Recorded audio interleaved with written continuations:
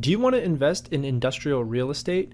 Want to get started with an LOI? Watch this video for a quick legal walkthrough about how you can submit great LOIs in this market. Hey everyone, Spencer Burton here. Allow me to introduce Ron Rohde. He is our a.cre legal contributor, and he'll be sharing a walkthrough of one of his real estate legal documents.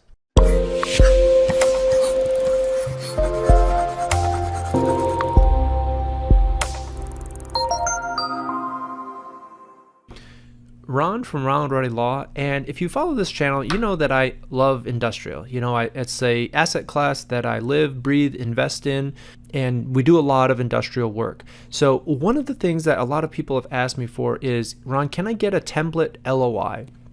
And in this video, we're going to walk through a sample document that I'll put a link for so you can download it for free. And it's really just going to help you understand each of the entries and why you should change certain things, as well as the importance of a strong LOI in the initial offer. All right. So I'm going to assume that an LOI like this is probably either off market, maybe it's unrepresented, but at the end of the day, you don't have a broker drafting it for you for whatever reason. What are the terms that I include in an LOI, but don't make it so long that it reads like a contract? You need to be able to get the seller to agree to your critical deal points, your deal killers, so to speak, and then you can work on the PSA afterwards. So that's my tip is you want the LOI as short as possible to convey all of your deal killers. All right, so let's jump into it. Just got some letterhead. I do think it's important that you have some formal letterhead. You want them, this is your first impression with the seller. And so you want them to get a sense of confidence and professionalism, because this may be the very first written interaction or, the highest level of actually making an offer. So you want to make sure that you put some effort into it, because it will make a difference. You only get one shot at a first impression. All right, so let's go. The date, pretty standard. Address it properly. I can't tell you enough. It does kind of bother sellers if you don't go through that effort to even look up the county assessor or the property district records. And if you can't name the seller correctly, or if you name a person versus an LLC, address, again, you can just use whatever address is on file. I don't think people care about that, but the name, there is some importance. So you want to make sure you spell that correctly. Letter of intent to purchase, for this is going to be an industrial property. So the acreage is really pretty important, because there may be multiple parcels. It may be an industrial complex. So you just want to specify that the address may encompass multiple lots, but you're interested in X percentage or X acres of that address. Letter of intent to purchase, terms and conditions, real property owned by seller. So here we have 10 acres of land, approximately 40,000 of improvements. Buyer name. This is important because they're probably going to Google it. As soon as they receive this, they're just going to Google a buyer name, and you want to know what that online reputation looks like. Seller, again, just reiterate it because it makes it easier for your lawyer later to draft a PSA if you put them repeated here. Purchase price. That's, cut to the chase. I really don't think that if you're too far off and the purchase price is not there, why waste either side's time? Earnest money, again, very important to show a level of commitment, a level of financial wherewithal, and a strong earnest money deposit is good.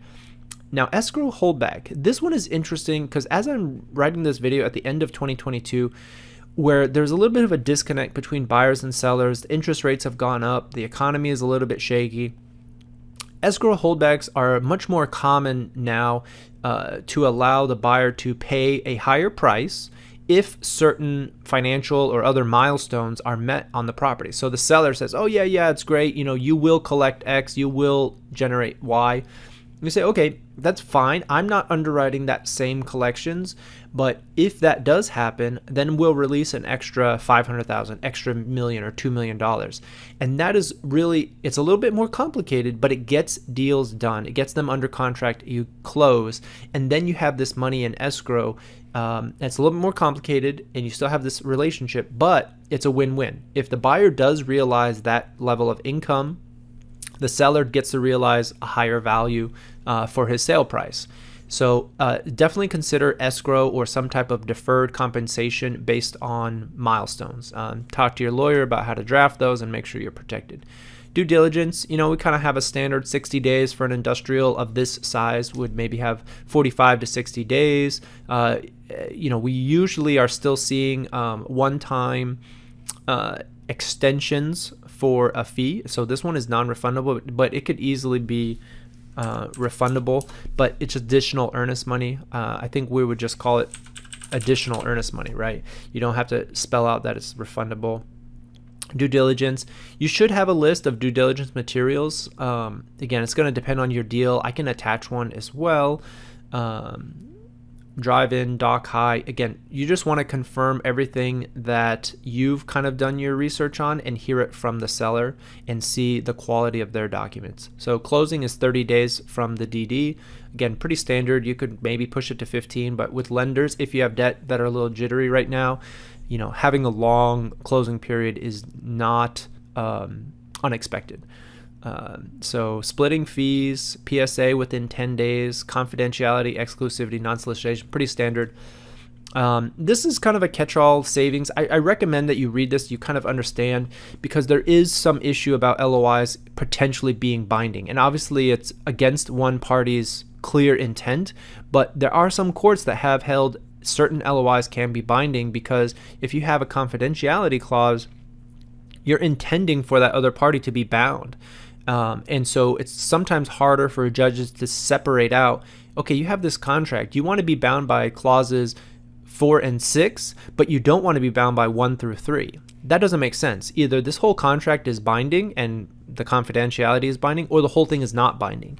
And so it can be a little bit of a gray area on LOIs. I've posted about it before, but anyway, you should understand it. Counterparts, that's all fine. This for e-sign. I would sign it from you as a buyer here and put a clean signature block. And then you're just waiting for the seller to submit from their end, and they have 5 days, or they can counter, which may be a natural result. But that's it. I think that an LOI is a little bit unique for industrial, solely just based on the leverage, the type of seller, whether they're sophisticated or not.